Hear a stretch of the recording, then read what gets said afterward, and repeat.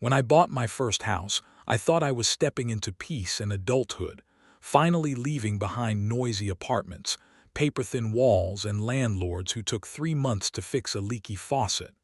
I was wrong. I just traded one kind of headache for another. The house itself wasn't anything fancy. A small two-bedroom with a scruffy lawn, a peeling mailbox, and a creaky porch swing that gave it character. I fell in love with it the moment I saw it. The neighborhood seemed quiet, friendly even. Families walking dogs, kids on bikes, retirees watering flowers. It looked like the kind of place where everyone smiled when they passed by. Everyone except Frank. I met him the first day I moved in. I was dragging boxes from my truck when a man in his late 50s appeared at the edge of my driveway, holding a clipboard and wearing an expression that made me feel like I'd already done something wrong. "New owner?" he asked. "Yeah," I said, wiping sweat from my forehead. "Just moved in today." He didn't introduce himself. He just nodded toward my yard. "You'll want to cut that grass before the HOA sends a notice. It's half an inch over regulation." I thought he was joking, so I laughed. He didn't. That's when I noticed the polo shirt, embroidered with Maple Ridge HOA, like it was some sort of badge. "Thanks for the tip," I said, trying to keep it friendly. "I'll take care of it this weekend." He jotted something on his clipboard. "I'm Frank, Neighborhood Compliance Liaison." "Compliance Liaison," I repeated. He nodded proudly. "Volunteer position, keeps things running smoothly." Translation: self-appointed neighborhood cop. That first encounter told me everything I needed to know. Over the next few days, I saw him everywhere, watering his lawn twice a day, watching from his porch like a sentry, waving to people who smiled back too quickly. Then 3 days after moving in, I found an envelope taped to my door. Notice of lawn maintenance violation. Signed, of course, by Frank R. The man had actually reported me to the HOA for overgrown grass. I was speechless. I hadn't even unpacked my dishes yet. I mowed the lawn that night just to avoid further issues, but I couldn't shake the uneasy feeling that I'd been marked somehow.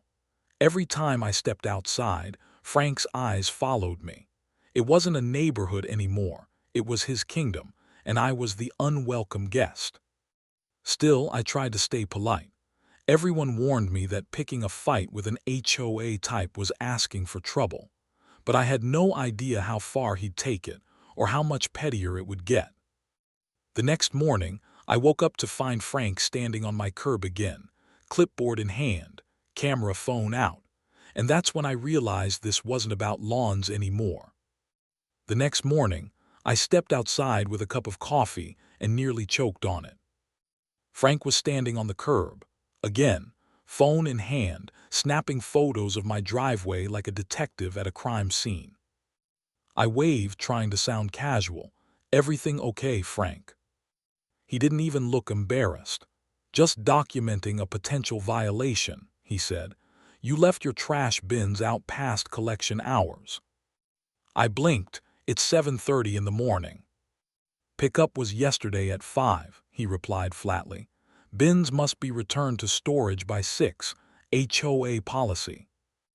I wanted to laugh, but the look on his face said he wasn't bluffing. He was the kind of man who took pride in making people miserable with a smile. That night I got an email from the HOA with an attached notice. It was polite on paper but carried a warning tone, the kind that said, "We're watching you." The fine was small, $25, but it wasn't about the money. It was the principle. I just moved in and this guy was already on a mission. Over the next 2 weeks it became a game for him. Every few days a new letter. Unapproved garden decorations. A single solar light. Unauthorized vehicle in driveway. My friend's car parked for 20 minutes. Improper lawn edging, whatever that meant. Each violation was signed Frank R., Compliance Liaison. Neighbors started warning me in hushed tones. "He's been like this for years," one older woman said. "He even measured my fence once." My fence. I tried to stay calm, play by the rules and avoid confrontation. But one Saturday, I caught him red-handed. I was walking back from the mailbox when I saw him crouched near my side gate, inside my property line, snapping photos of my garden hose. "Frank," I shouted. He jumped like I'd caught him breaking into a bank. "This isn't what it looks like," he stammered. "Oh, really?" I said, stepping closer. "Because it looks like you're trespassing." He straightened up, red-faced. "I'm simply inspecting. Someone filed an anonymous complaint about your landscaping."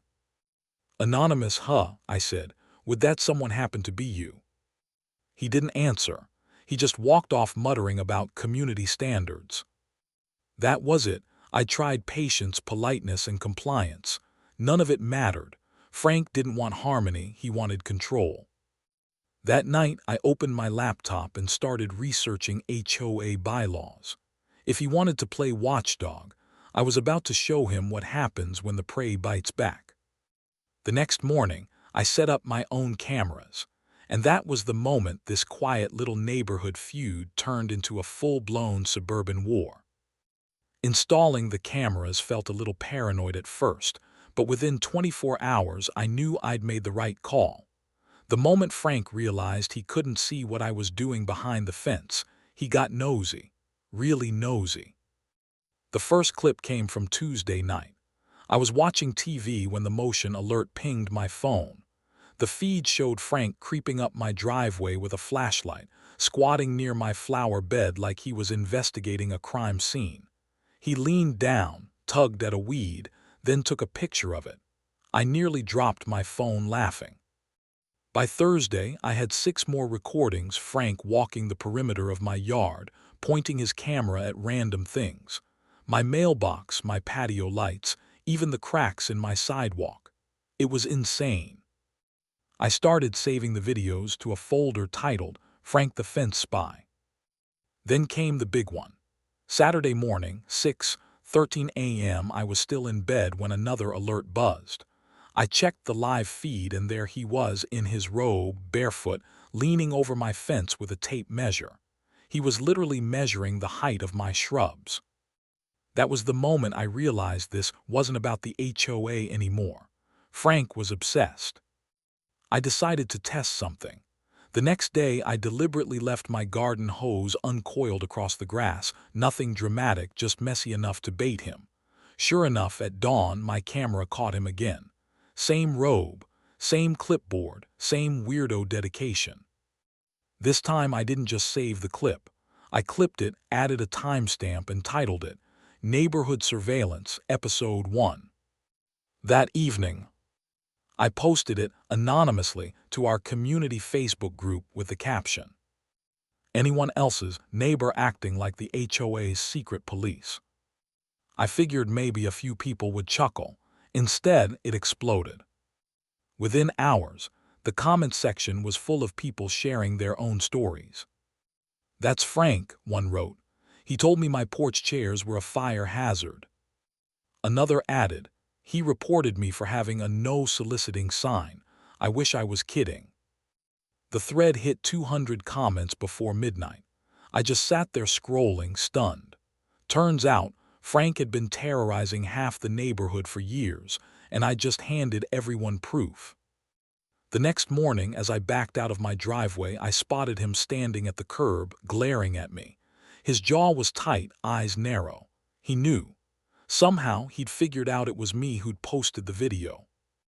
I gave him a polite wave and drove off, but his look said one thing loud and clear.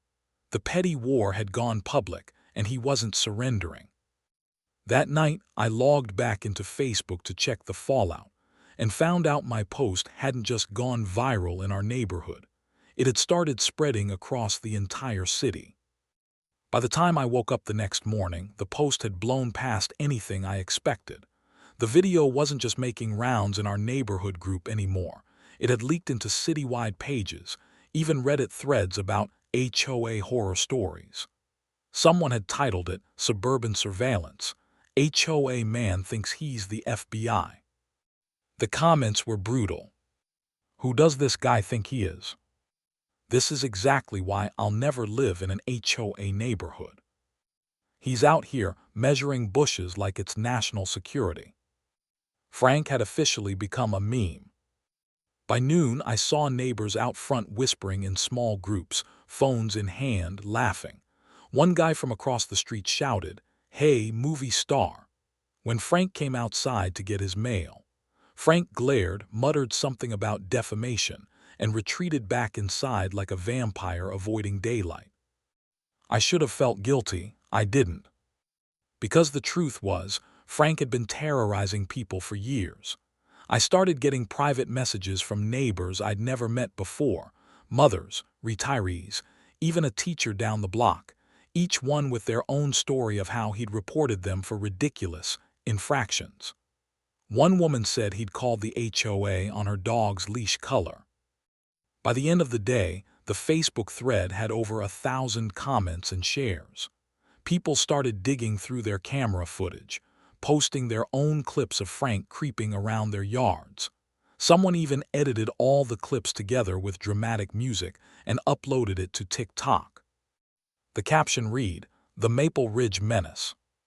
The video hit 300,000 views in a weekend. Frank's life began to unravel in real time. The HOA held an emergency meeting that Sunday to address ongoing privacy concerns. You could practically feel the tension buzzing through the neighborhood group chat. I didn't go, but I heard from my neighbor, Marissa, that it was chaos. People yelling, waving printouts of screenshots, calling for Frank to be removed as compliance liaison. He tried to defend himself, claimed he was just doing his duty, but the president shut him down when someone played the shrub measuring footage on a projector. By Monday morning, a notice appeared on the community bulletin board. Effective immediately, Frank R. has been removed from his volunteer position with the HOA due to violations of privacy and conduct guidelines. When I walked outside to grab my mail, Frank was out front again, but this time his perfect posture was gone. He looked smaller, defeated, his yard suddenly less pristine. He glared at me as I passed. "Hope you're proud of yourself." I smiled. "You have no idea." But if I'd thought the war was over, I was wrong, because Frank wasn't finished yet. He still had one last card to play, and it would take the fight beyond the neighborhood entirely. For 2 days, the neighborhood felt like a victory parade. People waved when they saw me.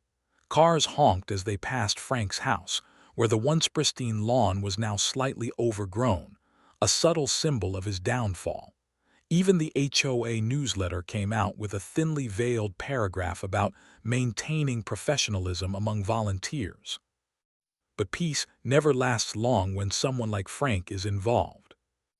On Wednesday morning, I woke up to an email from the HOA board with the subject line, "Formal Notice of Investigation." My stomach sank. Inside, it claimed there had been a complaint of harassment and defamation against me. Apparently, Frank had filed a grievance, saying I'd publicly humiliated a private resident and violated community privacy laws by distributing footage without consent. He even attached screenshots of the Facebook post and claimed I'd edited the footage maliciously to make him look bad. I laughed at first. It was ridiculous, but the HOA didn't see it that way. They demanded I appear for a hearing the following week to discuss possible disciplinary action. So Frank wasn't just bitter, he was trying to flip the script. That afternoon, I saw him outside for the first time in days. He was trimming his bushes again, pretending not to notice me.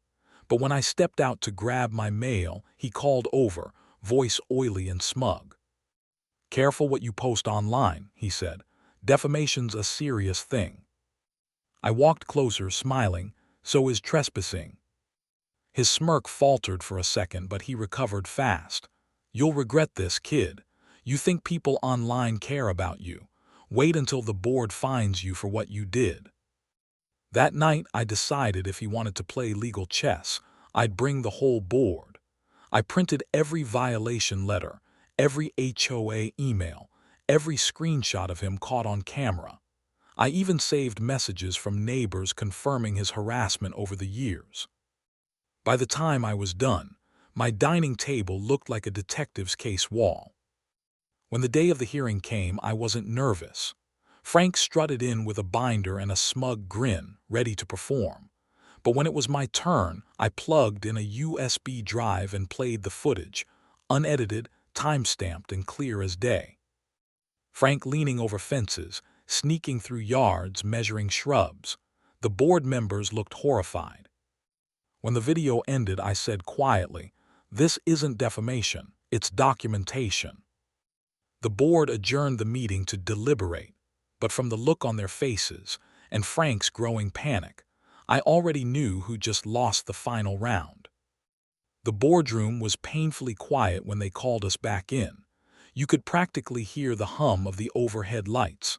Frank sat across from me, gripping his binder like a life raft. His confidence had drained away, replaced by the nervous twitch of someone who'd realized the tide had turned. The HOA president, a gray-haired woman named Linda, cleared her throat. "After reviewing the evidence provided by both parties, we've reached a decision." Frank straightened up, trying to recover his usual smugness. Linda continued, "Mr. R., your actions violated multiple privacy clauses in the HOA charter, as well as local trespassing ordinances. The footage provided by Mr. Carter," she nodded toward me, "shows repeated unauthorized entry onto private property." Frank opened his mouth, but she held up a hand. "You will no longer be permitted to serve on any volunteer committee, including compliance oversight. Furthermore, due to the volume of complaints corroborated by other residents, you will be fined for harassment and required to issue written apologies to all affected homeowners." The room went silent for a beat. Then Linda turned to me. "As for you, Mr. Carter, your recordings were within your legal rights as a property owner. We find no wrongdoing on your part." Frank's jaw dropped. "You can't be serious. He made me a public joke." Linda's voice stayed calm. "You did that yourself." He slammed his binder shut and stood up so fast his chair toppled. "This is a witch hunt," he snapped. "You're all out to get me because I actually care about this community." I couldn't resist. "Maybe try caring from your own yard next time." The room chuckled. Frank stormed out, muttering something about lawyers and revenge, but I knew that was just noise. His power, his clipboard, his phony authority was gone. After the meeting, a few board members actually thanked me. One of them said, "You did the neighborhood a favor. Nobody had the guts to stand up to him before." On my way out, I passed the community bulletin board. Someone had pinned a flyer there, an announcement for the upcoming HOA elections. Under compliance liaison, a few names were listed, and then mine, written in fresh pen. I laughed out loud. That night I sat on my porch with a beer, watching the sunset over the quiet, peaceful street. For the first time since moving in, it felt like home. But just as I started to relax, my phone buzzed. A text from an unknown number. "You think this is over? You humiliated the wrong person." Frank wasn't done, not yet. The next morning, I woke up to find something strange on my front lawn. A sign that told me Frank's final act of revenge had already begun. When I opened my front door the next morning, the first thing I saw was color, bright, obnoxious neon color. A massive sign was staked in the middle of my yard, bold red letters screaming, "Beware, neighbor is a CYBRBULLY, records people without consent." For a second I just stood there, half asleep, wondering if I was dreaming. Then my brain caught up and I felt my jaw tighten. Frank. Of course it was him. No one else in the neighborhood had the ego or the audacity to pull something this petty. Across the street, I caught a glimpse of a curtain shifting Frank's house. He was definitely watching. I walked right up to the sign, yanked it out of the ground, and tossed it into the trash bin with a satisfying clang. The whole thing reeked of desperation. After losing the hearing, he was clearly spiraling. A few minutes later, my phone buzzed. A text from an unknown number, but I didn't need to guess who it was. "You can't hide what you did. Everyone will see the real you soon." I rolled my eyes and blocked the number. He wanted me angry, wanted me to react, to make a scene. Not happening. But by noon, it was obvious he wasn't stopping at one sign. I got a message from Marissa down the street. You might want to check the neighborhood Facebook group. Frank's posting again." Sure enough, there it was, a long, rambling post accusing me of spying on innocent neighbors, complete with screenshots of my viral video taken out of context. He even wrote that I had a history of harassment and tagged the HOA page. The comments weren't kind to him. People had seen the videos. They knew the truth. But that didn't stop him from doubling down, posting more, calling me unstable. This wasn't just pettiness anymore. It was obsession. That night I sat on my porch, scrolling through his rant thread, trying to decide what to do next. Legal action felt extreme, but the man had crossed a line. Then I saw a comment from a name I didn't recognize. "Hey, I work in community affairs for the local news. Mind if I DM you? I'd love to hear your side of this HOA feud. It's kind of gone viral." I froze. The last thing I wanted was more publicity, but something in me clicked. Maybe it was time to let Frank's behavior speak for itself on a bigger stage. The next morning, I agreed to the interview, and by the end of that week, Frank's face wasn't just neighborhood gossip anymore. It was on the evening news. When the news story aired, I didn't expect it to hit as hard as it did. The headline popped up on every local feed.